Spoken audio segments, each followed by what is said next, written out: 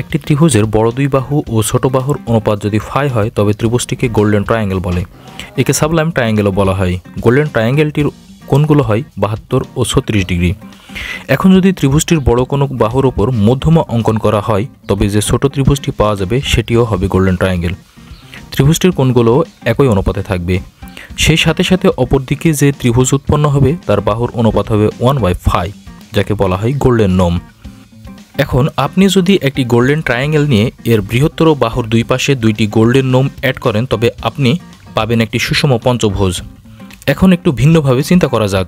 দুটি গোল্ডেন নোম ত্রিভুজ নিয়ে একটিকে অপরটির উপর বসালে এবং ছোট একটি গোল্ডেন ট্রায়াঙ্গেল অ্যাড করলে আপনি যা পাবেন তা হলো পেন্টাগ্রাম, অর্থাৎ তারা সদৃশ একটি চিত্র। যাই হোক, আমরা আমাদের গোল্ডেন রেক্টেঙ্গেলে ফিরে যাই।